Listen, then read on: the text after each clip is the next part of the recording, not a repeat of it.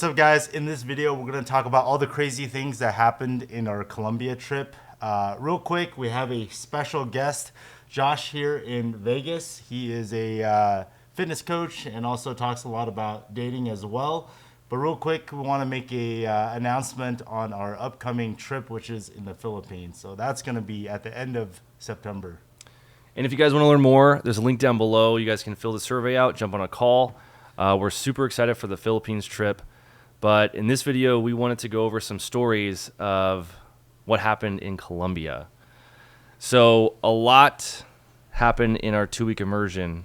And Josh said he was watching our stories like really intently. Tell us about, you said that you were watching our Instagram stories. Oh, yeah. Right. I mean, I'm already glued into Mike's Instagram stories. I've never seen a better storyteller on IG. And once you guys started doing the Colombia Millionaire Social Circle, I felt like every time I saw a notification, I was like clicking on it because I feel like by the end of it, I was like pretty invested in some of your students because you kind of see them from like ground zero, and then towards the end of it, you know, they're like having a bunch of girls around them. Yeah. It just seems like a crazy transformation. That's one thing that Mike always does is he doesn't like just go on a podcast and like rant. He takes his phone out and he films his students, so you can see like in real time what's going on. So one of the benefits of that is there's no doubt that what's happening is real because he's like in the club right now filming it. So one of the students in our program was Richie, who was probably the hardest case. Asian guy from San Francisco. And you have some history with Richie, right? Yeah, I worked with the guy for 7 years. He has like inner game and abandonment issues. Probably one of the hardest case students I've had out of 900 people. He's done like 2 months of immersion, and we even went to Peru together to do ayahuasca. Oh, damn. He's the only guy where hallucinative drugs didn't do anything.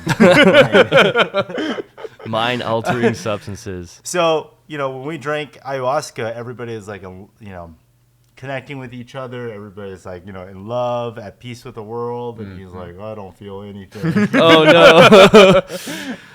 Yeah, so he did get laid on the program, but this was like 6 years ago, Oh, okay. And what's interesting is a lot of people take the program and then they go back to their home setting, right? You go back to San Francisco, you go back to your old habits, and they just completely forget, right? And that's what's so important is having that social circle, having people around you that force you to go out and be accountable, Right. is key, right? Like when you moved to Vegas, you were able to meet a lot of my other new students and things like that. And, you were able to find people to go out, people to work out together. And I think that's definitely been a positive influence. But for him, when he went back to Oakland, he was just, By himself, right? by himself in his own room working on real estate. So when he came onto this program, he completely reversed his old self. Okay. Yeah.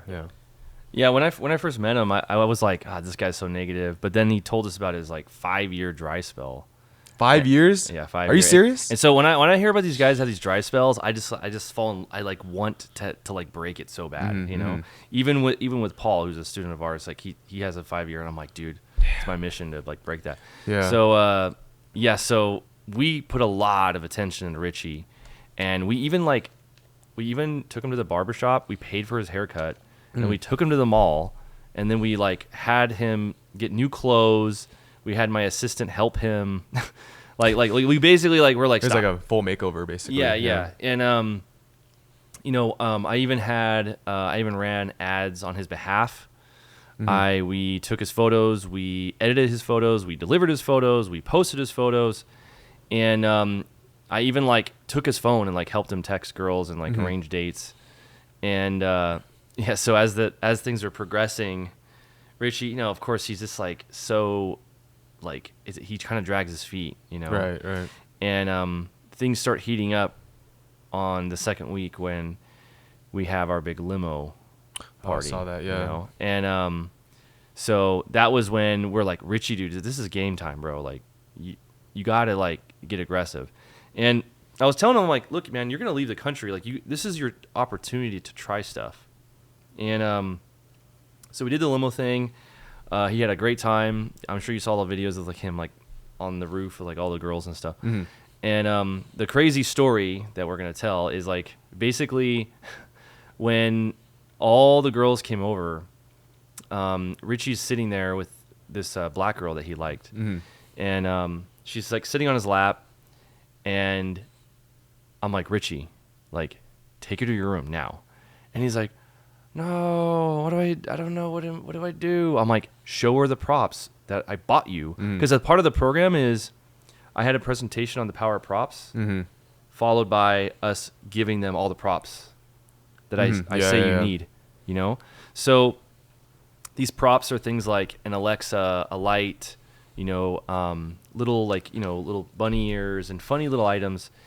And I'm like, show her the props. And he's like, no. And so I took my bag of I took my bag of tricks, my giant bag. Yeah. I went into his house and I threw it on the bed. And I'm like, okay, Richie. He's like, what do I say? I'm like, you say, vamonos, one momento. I want to show you something.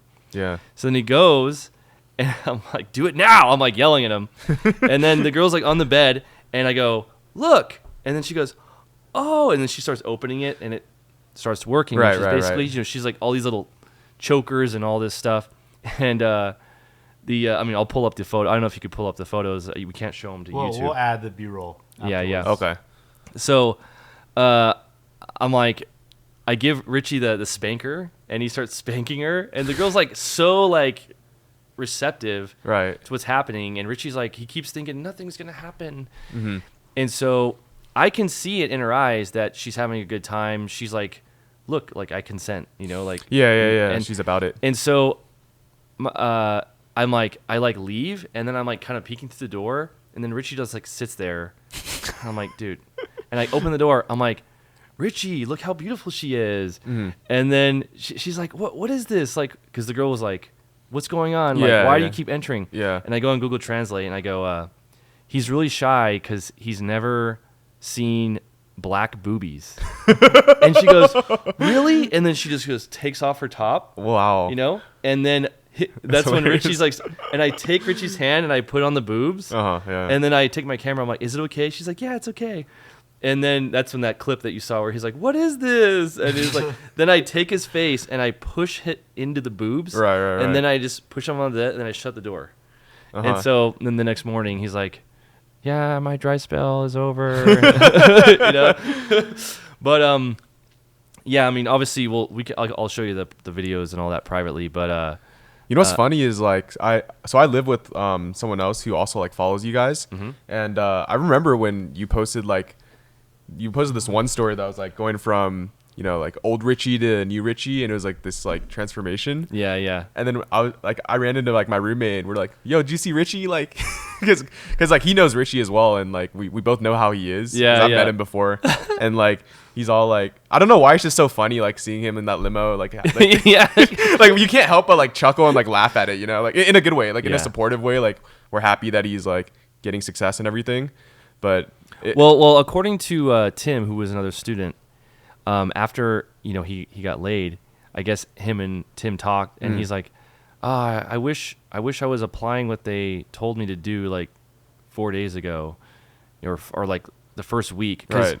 we would tell him to do stuff and he wouldn't do it, and we had to grab his hand and like make, like, that's how much we had to. Yeah. And you know, he was regretful that he wasn't like applying himself more often. But the whole experience was great, and you know, he's going to be on the Philippines program too. Oh, he's going to that one. Yeah. Right away, he's like, okay, I want to go to the next one. You know, so Yeah. because for him, it feels like it's kind of like with me with the gym. Like, I'm not paying for the information. I'm paying for the guy to hover over me, Right, and to right. make sure I do the right thing.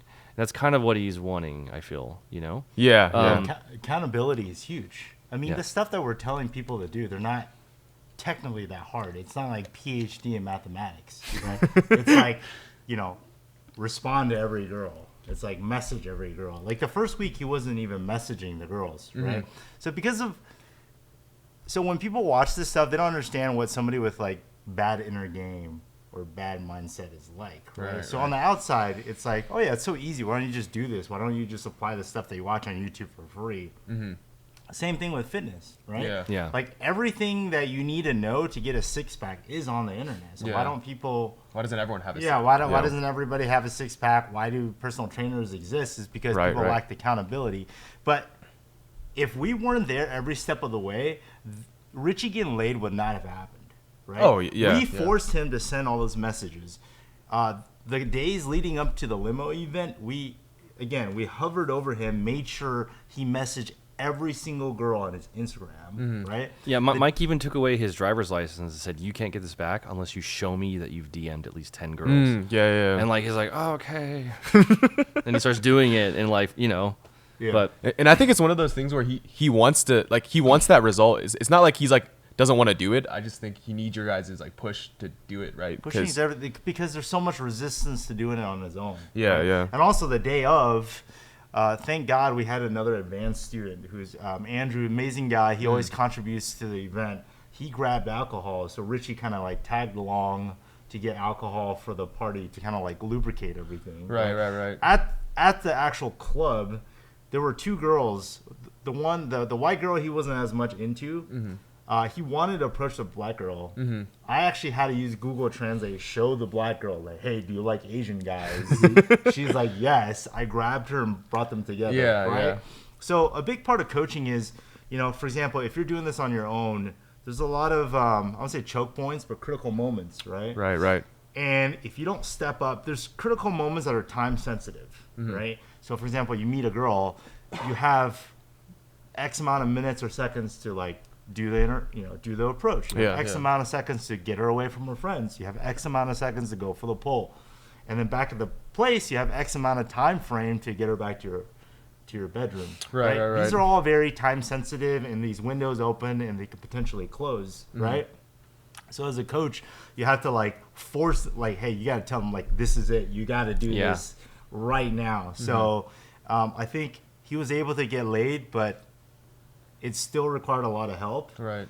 And he needs to be able to repeat this process multiple times till he's internalized this. Sometimes like one trip is enough. So he kind of realized that like, oh, if I just go back to San Francisco now and I do 5-6 years of doing nothing, he's going to go back to his old ways, right? Old ways. So he's like, all right, let's do the whole year, 6 cities, and kind of like internalize everything.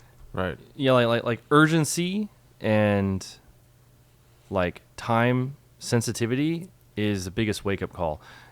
In fact, our oldest immersion student, we'll just call him Mr. K. He's 47. Oh wow. And his catalyst for signing up for the Millionaire Social Circle was he got into a really vicious car accident where his car rolled like several times. Oh. And he showed us the pictures. It's like really horrifying. Yeah. And he said like it woke him up to his mortality, and he kind of said, you know what, like I'm tired of like living this like mediocre, like I want to actually go for what I want.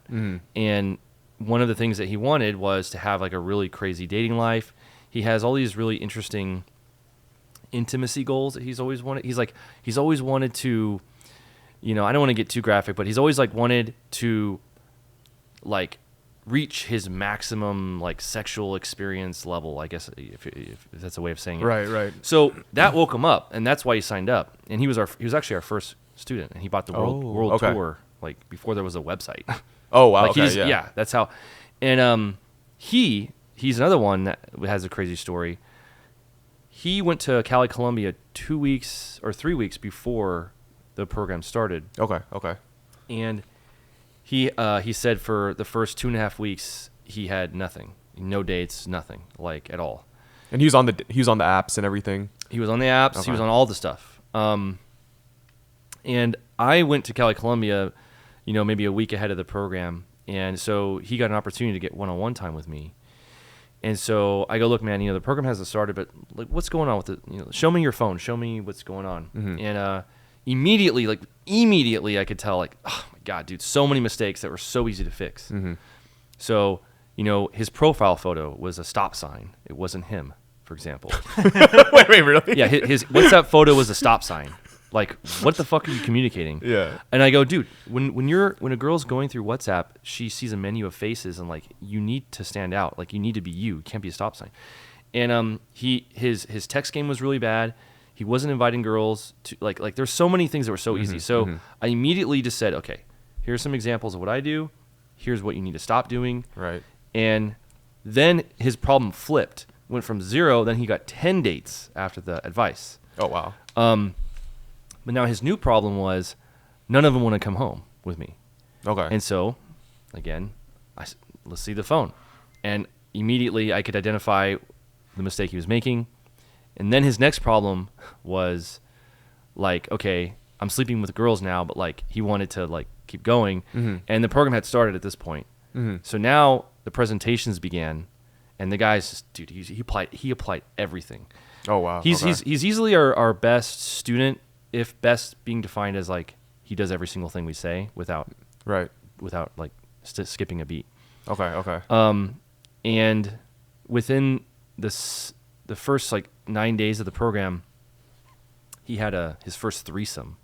Oh, really? Yeah. Wow. He had his first threesome, and we, if you watch the stories, well, we have footage. We have footage of like him with all these 2 girls. First, he met one girl, and then again he went to me for advice. He's like, so David, he's German. He's like, so David, how do you do 2 girls? What's the reason for you bring them together? I'm like, okay, look, man, it's a little advanced, a little too soon for this stuff, but here's what I like to do. Here's the way I invite, And he got it. And then I think it took him like 3 dates for it to happen all the way. Okay. So it was Wait, three dates with the same 2 girls? Yeah, he did 2, and then the third one. Okay. And then he brought both of them to the limo thing, or I think one of them, I don't remember. Okay. But yeah, so like that was, and I told him, I go, bro, like I'm actually mad at you. He's like, why? I'm like, do you know how long it took me to get a threesome?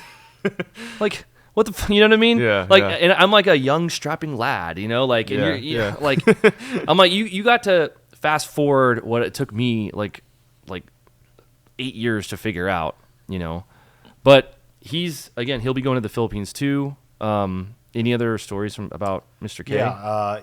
So that's really common. So like when I first got laid, it took me 5 months of going out, right? And on my program, sometimes it takes a week, right? So when you piggyback of people's existing setup and things like that, it just shortens the time frame significantly. But yeah, he's just a really good student. Read every single tutorial that we put out. Showed up 2 minutes before every meeting. Oh, wow. Always prepared. Yeah. Well groomed, well dressed. For the threesome, he made some really simple mistakes early on. For example, like the time frame. One girl was like 20, 21. And so, a lot of these girls live with their parents, right? And so what happens is when you invite them too late, their parents are probably worried. And so, it's really hard to close when there's like time constraints. So one of the feedback we told them was like, you can't be inviting them out at like 9 p.m. and going out on these like 1 hour walks. You got to like, invite them a little bit earlier, do 7 o'clock and then get them back to your place, have a little bit of a buffer. Right. And what was this thing with Colombian girls like older men called daddy? Or Yeah. So I had spent almost 6 months in Cali, Colombia, and it took me a while to realize a pattern that a lot of Colombian girls have like this fetish for like well dressed, classy, kind of like mature looking guys, and they really have this obsession with like this like dad thing, like. Oh, interesting. Like I know that in America we joke about daddy issues, but like these girls, they really do fantasize. A lot of them have this huge fantasy about like this like well-groomed like suit and tie guy that just like treats them like a little daughter or some shit. And interesting. Yeah, like it took me a while to realize it because one girl was telling me about her fetish, and she's like, "Oh, I like guys that dress like this," and I'm like, "That looks like he's about to go to a fucking ball. Like, looks like he's going to a funeral. He's about to go to the office." Yeah, and so then I started to buy some of the clothes that kind of resembled it, and then my other girlfriends were like, "Oh my god, I love that!" And then it was like parallel. Like Alejandra was like, "This is my fetish," and she sent me. I'm like, "That's the same exact thing that other girl Darjan said." Yeah. And so then I started like sending these like little memes and stuff, like, and all of them were like, "Oh my god, K Rico," and they were like all into it. I'm like, "This is interesting." So.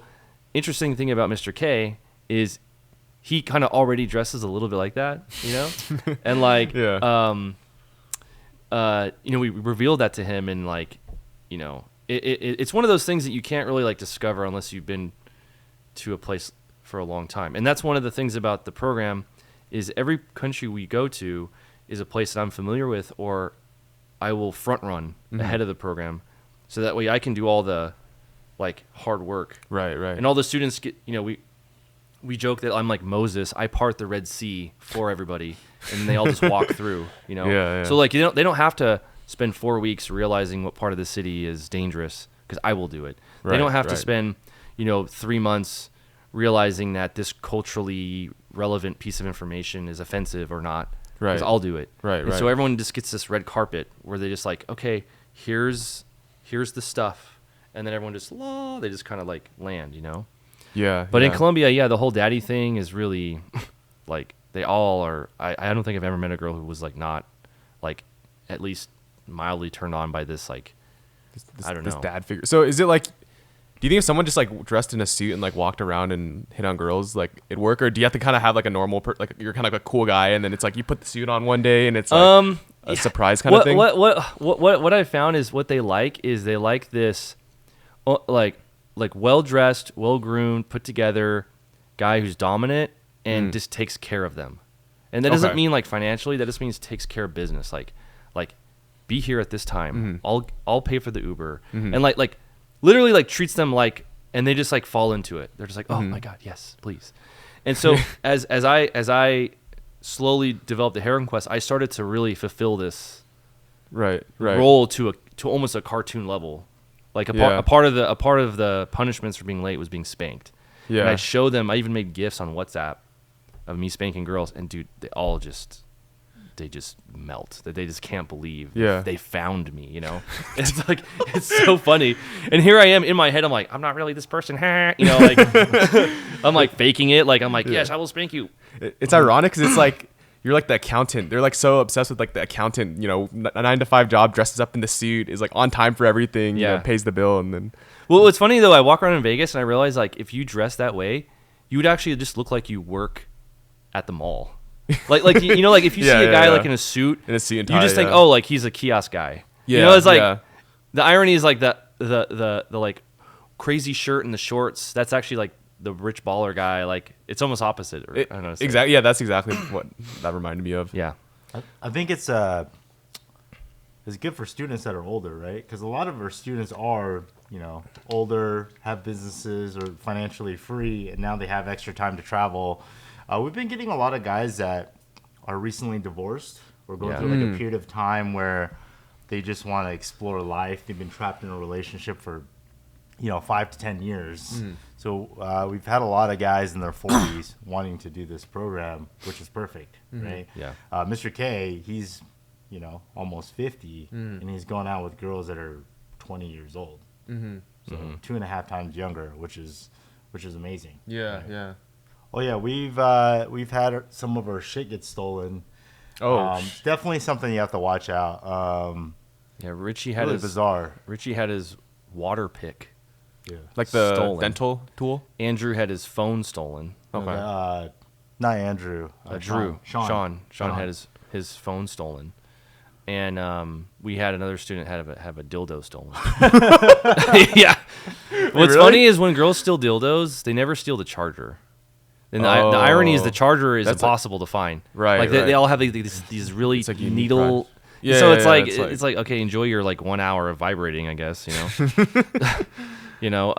But what's funny is dildos are like almost a luxury item there, because a lot of the dildos are like $100. Okay, interesting. And that's what some of these girls pay in rent. Right. Seriously. So like a dildo is like a nice item to steal. A month rent. Yeah. But what was another crazy story? We had the students get stolen. Well, this is a learning lesson, right? So hide your dildos. When you go on one-on-one dates, you have more time to screen, right? Yeah. When you're throwing parties, a lot of times it's about volume, right? It's about, hey, we're throwing this amazing party, and guys were mass messaging, but it's pros and cons, right? In life and dating, you kind of have to choose. You want to choose more volume, or do you want to choose more filtered, more research, right? And that's where Veronica, my assistant, steps in, because a part of Veronica's job. So Veronica, her job is my assistant, But there's all these other extra things that I've instructed her to help me with. So she helps me eat healthy. So like if we're out and I like try to eat bad, she'll like slap my hand and like say, David, what are you doing? Seriously, like all the time. Yeah. Like I'm like, she's like, nope. And I'm like, fuck, you know. But another part of her job description is to protect me against bad girls. I'm always like, look, if you can hear it, you can smell it, tell me about it. So there's been times where we're on dates and she'll pull me aside. We'll go to the bathroom because she goes on dates with me. And she goes, David, I just heard her talking a voice note and it sounds like she's talking to a guy and I think she might have a boyfriend. Like that's the kind of, she'll have a second. Oh, wow. Yeah. So she has a second set of eyes and ears. So this applied to the students because some of the students were bringing in these weird women and that we can't hear the tonality of the Spanish. We can't hear the subtext. Right. She right, can. Right. And there was a girl that we actually had to kick out of the limo. Right. Because she was just giving off like the biggest scammer, bad girl vibes. Like Veronica's like, I think she stole the phone. Something's weird about her. I don't know what it is. You know, as soon as we brought up the phone being stolen, she like left to go outside for a second. Like all these little things that all of us didn't know. Right. And we kicked her out and like, we're just trusting Veronica. And Veronica has, she's obviously very intuitive. And that was another asset because some of the students were bringing in girls like, you know, Alex brought in some girls that, you know, what's her face? Veronica was like, I don't know, like what's up with her? And that's like a cool part of the assistant is you get that second set of eyes and ears, you know? I think that's super valuable because I have a friend that went to Colombia last year and he actually like went on a Tinder date and then got drugged and like roofied. And then he woke up the next day, she like left his like passport but stole everything else, like the phone, wallet. That's so nice of her. Yeah, You know? she left the back to passport America. But it was a horror deal and like he didn't know it was coming because she just drugged the wine, right? Yeah, there's, you know, for example, for me, when I'm in Vegas, I go to nightclubs, I can read girls. I know every girl's archetype. Oh, local girl who works at the strip club, girl who goes, you know, UC Berkeley in California, Midwest girl from Chicago, first time, you know. So, like, whenever I meet girls, I know, like, okay, this, you know, how enthusiastic, how many times have they been in Vegas? Like, are they down to have fun? Or are they just bored as fuck? Are they here for a work conference? Are they here for, you know, just to babysit their friends? But a lot of times when you go to a different country, you lose that spider sense. Yeah. Right, Every girl kind of looks the same. Yeah. And, you know, sometimes you can get away with looking at their Instagrams, right? There's some dead giveaways. Like, for example, if you look at their Instagram, there's pictures with graduation, dogs, they're with their family, or maybe some travel pictures. Okay, this is like a normal girl, right? If you look at their Instagram, it's just like OnlyFans, webcam, promoting this, promoting that. That's not to say necessarily they can't be dateable, but, you know, you go in with a little bit of a alert, right? Or if they're just like super down to meet with like no conversation, you know? Yeah. It's like Justin and his buddy came from Toronto and they, you know, I made a whole presentation on Colombia 101, things not to do. And they were just inviting anybody. Like, it was like, they were literally, and so their first like 5 days, constantly, you know, big old girls or girls that didn't look like their pictures. It was just like, and they kept like, David, what do we do, dude? That she won't leave. It's like, why is she there? Right. Why are you right. inviting random women with no screening, no date, nothing? And they're, you know, so it's different. It's another thing about it is like when you're in a group of guys, you get to see like the results of their dating funnel, right? Because all of us have a funnel, and all of us attract different things. So, someone like, you know, like Mike's Instagram attracts a certain type of girl, and my Instagram might unattract a certain type of girl. You know, like you know, there's certain girls that see what my Instagram is and don't want to meet me, right? It's so polarizing, right? Yeah, yes, yeah. But there's a filter thing going on. And then when they text me, there's certain things that I would not meet a girl. Like like for example, we had this joke. Alex met a girl who it's a girl I blocked. Oh, okay. And it was like, you know, it was a girl that she says that she's been to Dubai.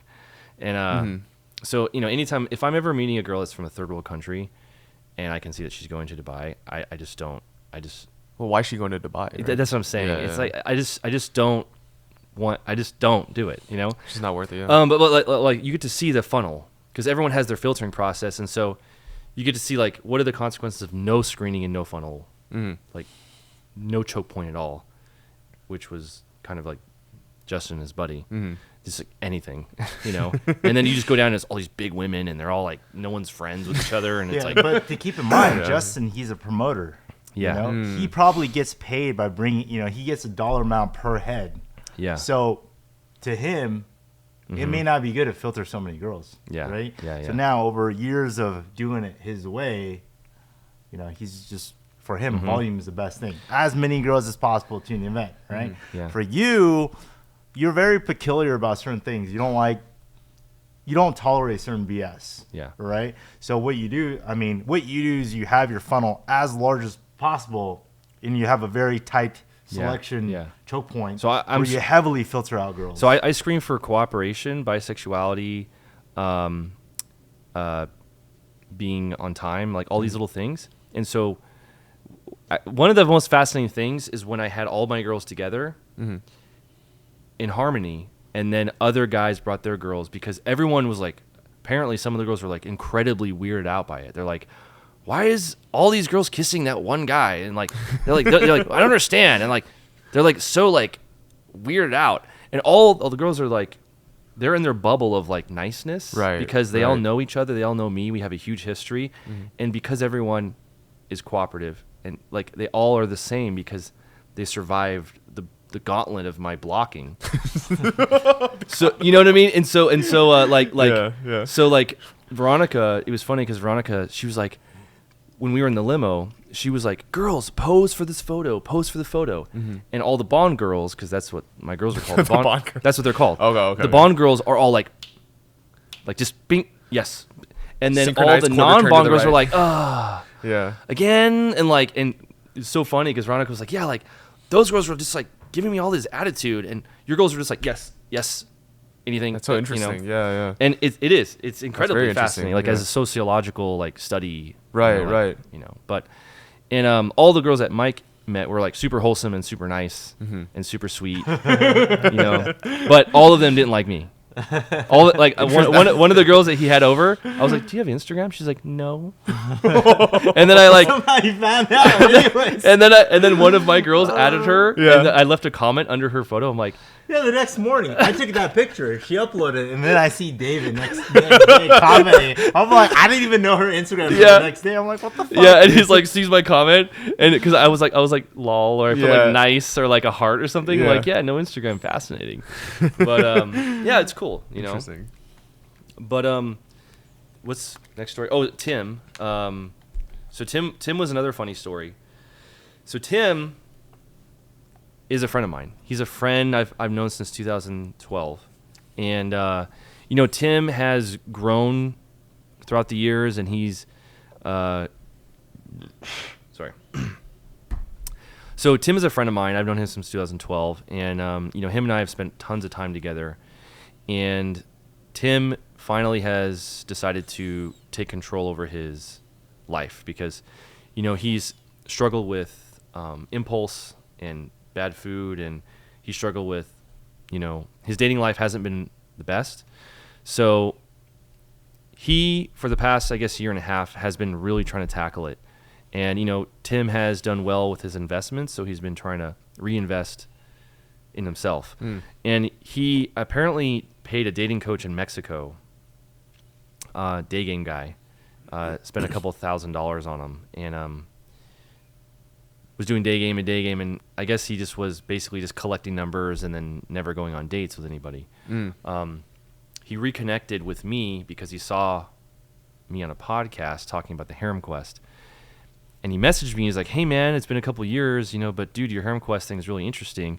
And he told me that he had trouble sleeping after hearing my Harem Quest because he kept thinking about what he was doing compared to what I was doing. Because his dating coach was just like, you know, put on your sneakers, hit the streets, like, you know, clock in the steps, and like Sounds like a running coach. Yeah, you know. I've noticed there's a lot of issues with day game only coaches. Yeah. They tend to not have friends. Dude. They tend to not be successful in life because, most guys are working or, Yeah. Working on their business or getting their MBA degrees or going to school. And I find a lot of day game guys, they just, spend 8-10 hours walking around all day long. Yeah. And, they don't have access. A lot of times you want a well-rounded guy. I think guys that only do one thing, that's kind of a red flag because it means that they haven't fully developed, right? Mm-hmm. They're not getting invited to parties. They're not getting, why is it that they can't afford to even go to a club? Yeah. Why are they scared of going to a club? Mm-hmm. Why do they not have an Instagram page?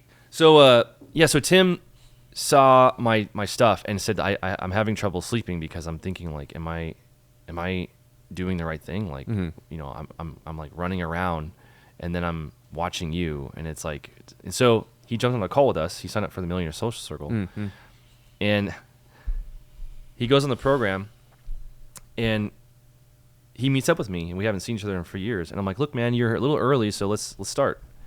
And I teach him some of the social media stuff, and Tim starts getting so many DMs and so many follows that he's like, hold on, what do I, I'm like, yeah, this is normal. And he's like, this is normal? What are you talking about? and he starts asking me to turn it off. Oh, really? Yeah, because it was too much. Yeah. He's like, hold on. I'm like, Tim, like, if you like spent like 75 hours doing day game, you probably would get like a quarter of these results. So like, isn't this good? And he's like, yeah, it's good, but it's too much. Like, he actually told me to turn it off. Yeah. And eventually, we did turn it off. And we start the program, we start taking the photos, and then, he starts applying everything we teach him. He starts struggling, but eventually he gets control over it. One of the biggest problems with my style is that you get so many leads that you get discouraged by following up because it's actually a number so high, right? Because like when you applied the David Bond stuff, like you're not going to get like 3 or 4, you're going to get 300 or 400 messages. Right. So a part of it was teaching guys how to automate the messaging with shortcuts. Yeah. Once Tim got that, he started to apply it. And on the limo thing, we told the students that they're allowed to bring one girl. And Tim brought 7. And he brought 7, right? Yeah. And we're just like, bro, like, what's going on? Like, that these can't all go on the limo. And he's like, yeah, I know. It's like, but it was so hilarious to watch him with him and his 7 girls. Right. And all the girls were like, who are you? And he's like, oh, from Instagram. He's like, oh, did you see the ad? He's like, yeah, me too. It's like, and so, yeah. And then, Tim was like, his head was spinning because he's like, okay, now I have a new problem. Like, what do I do with 7? His old problem was like, how do I like get sneakers thick enough to do day game? And now he's like, how do I have 7 girls like whittled down to 1? Yeah, and, that's crazy. Yeah, and I mean, we'll play footage over this. Yeah, things have to be done in order, right? A lot of people, they watch YouTube and they're like 500 different things, right? Yeah. But you really, at any given point in time, you can only focus on maybe 2 or 3 different things, right? Right. So I think a big part of coaching is it's not just important knowing what to do and what to actually focus on, but also we had to actively tell students, don't focus on this. This is not important. Because Tim, he'd always ask random questions that weren't relevant. Yeah. Like, who is this person? Who's that? I'm like, doesn't matter. Yeah. Right. So, for somebody that is focused on, like, it doesn't make sense for somebody to learn how to do automation when they don't have the volume in. Yeah. Right. If you do automation for like, if you have 1 match a day and you're doing automation, it's like it doesn't make any sense. It would have just been faster to manually message that one person. It's like Mike's new student. I was casually talking about how a full-size mirror, girls love that, and they also like ring lights. And he's like, I'm gonna go buy a ring light. We're like, okay, you got to have a girl in the house first. Like, maybe you should work on that part first before you're going to go buy a ring light. You're just going to have a ring light in your room. Like, oh, where's the girls? But people like the shiny object. Right. And unfortunately, I often represent the shiny object because the stuff that excites me is the stuff at the top of the mountain. Right. And no one wants to focus on climbing it. They just want to go to the top. That's what Mike's for, the fundamentals guy. Yeah, so I'm like, whoa, look at this cool thing. But I'm teaching it to guys that won't even respond to a girl on Tinder. They're like, how do I say hello? You're like, okay, you don't need to learn the automated scripts to filter like 9,000 women when you can't respond to one, you know? Right. So, but fortunately with Tim, you know, even right now, I mean, I'll show you pictures like the girl from the limo ride, he's still seeing her. And he's like, here, I'll actually pull it up. What's up, David? Hola, ¿cómo estás, David? Look at that guy. Miss you, David.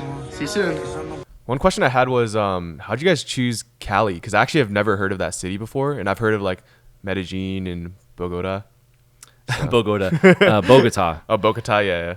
Yeah, so some of you already know about my Bottle's theorem. Bottle stands for Bond's Optimal Dating Location Theorem, which basically it's a theory that I kind of created, or a theorem about dating locations and which ones are optimal for a man.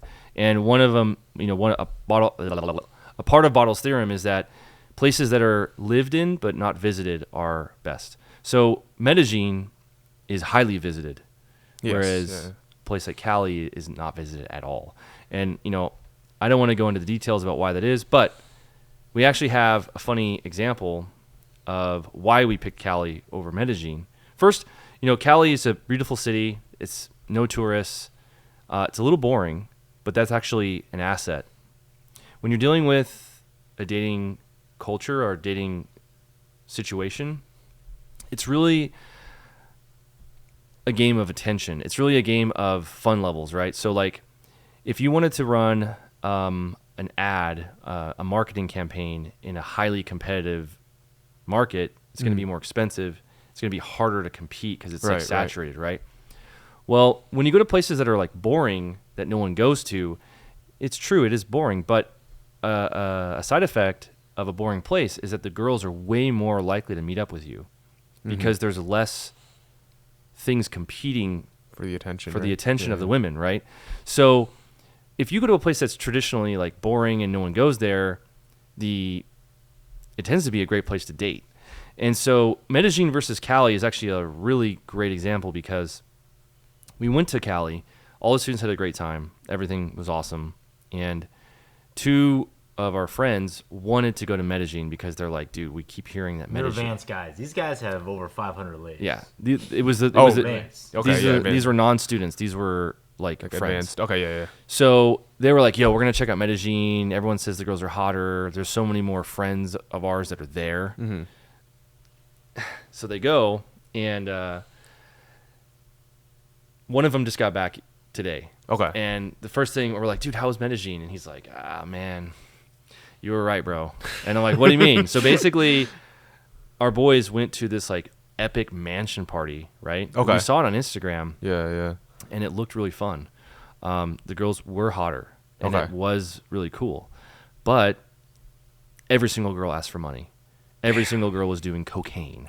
And all the girls were unimpressed by all this stuff. And it was a fucking house full of gringos. And they were telling us that like these girls were really down to dance and kiss, and then they would isolate, and the girls were like, he says that they would do this.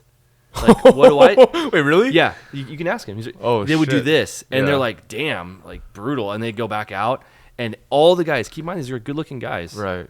You know, they know what they're doing, and These are guys that have been doing pickup, been in the game for 10 plus years. yeah, Okay. They're like instructor level guys. Yeah. They could be coaches. That's how good they're yeah, doing. yeah, and Okay, so they okay. were like running into this over and over and over, and like I guess they said like, you know, the streets were just full of gringos, and like, you know, these girls are doing this doozy thing. The doozy is like a drug or something. Oh, okay. And yeah, like on the surface, like, wow, they're so pretty. But like, it just was like they're running into this over and over and over. And the thing is, this is a side effect of going to a place that's highly visited, because you got to understand the dating dynamics. When you go to a city where there's tons of tourists, most tourists are not price sensitive because they're on vacation. When you have guys that have a tiny window of time to enjoy themselves and they're not price sensitive and they're horny, what do you think they're going to do? A lot of them will just engage in pay for play. So it attracts where there's demand, there will be supply, right? Right. That spills over into the regular girls, because what happens is regular girls who are not pay for play girls will experience having friends that just ask for money and the guys just give it, and they're like, well, So from a game theory perspective, the girl risks nothing by asking and only can gain. Right. Because the supply of gringos is so high.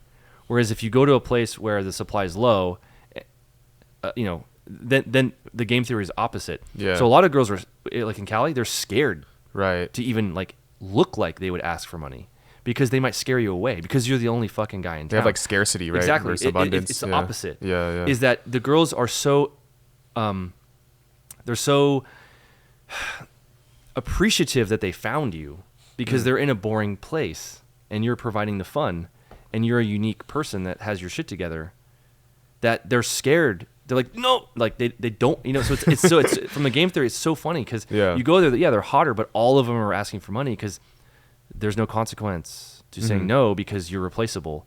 But when you go to a place where you're not replaceable, now it reverses. They're like scared. Even some of the girls that our students were with, me and Mike were like, oh man, we got a feeling this girl might ask for something, because like, look at her, she just looks like what, but they didn't.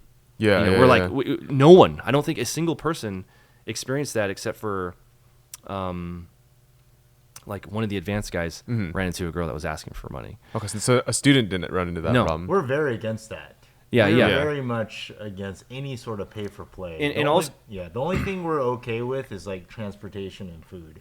Okay, yeah. And also Veronica was instructed to screen out any of that stuff too. So protect the students against these girls that are going to prey on them or whatever. Yeah. But in Medellin, it was like these guys who were like super advanced, and they just couldn't. Damn. Yeah. And so again, whenever when he comes out of his room, you can ask him about it. But yeah, I mean, but think of what would happen if we had the program there. God, it would have been a nightmare. I've been to Medellin 2 or 3 times. Oh, you've been there? Can you imagine all the students just like over and over and over? It'd be like, dude, like this It gets sucks. discouraging. Yeah.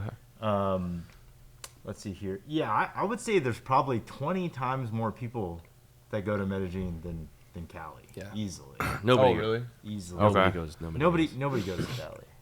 Right. And that's one of the reasons why we're picking Manila, because everybody's going to Thailand, everybody's going to Bangkok.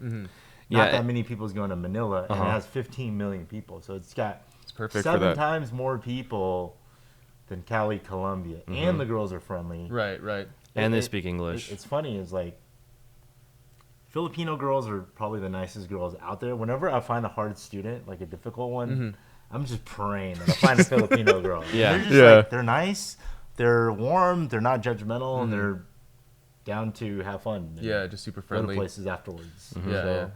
We're really excited about the Philippines trip, just because we were thinking about doing maybe Brazil or Thailand, but it's just there's so many. I've had a lot of students that are into crypto that are living in Thailand. So think about how much money they're making, and they're just dumping it into the Bangkok ecosystem, and these girls are just getting getting that lifestyle inflation, and you can't go back down, right? Once you date guys that are just throwing money like that, you date a regular guy. The Thailand dating market is changing. Like 2015, 16, it was really good. But all my buddies who are permanently there, they're all complaining. They're like, dude, something's different. Something's up. Right. First of all, the OnlyFans stuff just 1,000x'd after the COVID. Oh yeah. Like all the girls were doing that. Right. So now they have all these external sources, like validating them, and there's girls that are making I mean, Nikki she's made a living basically doing nothing since I left. Yeah. And she just like lives on The Simps. Yeah. And she doesn't even post nudity. It's just like her in a bikini. Yeah. So like that's the Simps' favorite. Yeah. So here's the thing about the Philippines. OnlyFans has a process. To be on OnlyFans, you have to do what's called KYC, which is know your customer. Okay. It's a process of verifying an identity. The Philippines is not listed as a KYC available. So you can't do OnlyFans in the Philippines. So the OnlyFans effect hasn't hit in yet, right? So it's it's like an untapped, you know what I mean? Yeah. Because the OnlyFans effect does affect the dating market. Now your offer, again, like, because the dating market is essentially a competition of offers. If you say, do you want to go for coffee? That's an offer that a girl could pick amongst hang out with her friends, go shopping with her mom, stay home. So the OnlyFans situation has exposed these women to third-party offers that are outside of the country. Yeah. So like now you're indirectly competing because like even Nikki, it disturbed our relationship because she's like, some guy offered me 1 Bitcoin to break up with you, right? That's a lot, dude. That's a lot. Well, not anymore, but she would use that in arguments. Now I'm having to like compete with this faceless theoretical threat. You know what I mean? And so it does kind of throw a little monkey wrench in the dating game. Right. But once the COVID stuff happened, it's like, boom, and all of a sudden these girls, their egos are just through the roof and they're getting money for nothing. But Philippines has not had that yet. So good, yeah. Yeah, so if you guys are thinking about joining us on the Philippines, right now is the time to act because we have 3 months to plan everything out. And so by signing up early, you actually get to control where we're going to be, what we're going to do, where are the photo shoots, the finale events, right? And also being on the same floor of us in the hotels so that when we throw parties, we can actually like wing each other. If you bring like 3 girls and you need 2 of them gone, we can just grab the other 2 to our rooms, right? Versus signing up late and all the good rooms or units are picked. And then, we had one student who signed up last minute. He ended up being on the other side of town, right? Yeah. Every time we had a group meeting, every time we had a party, 30 minute lag time is huge. Yeah. So definitely don't hesitate to reach out to us if you're interested. Anyway, guys, that's going to wrap up our video about our 2-week Colombia trip. Thanks for watching. And if you guys have any questions, leave them down below and we'll answer them. And if you're interested about the program, it's millionairesocialcircle.com.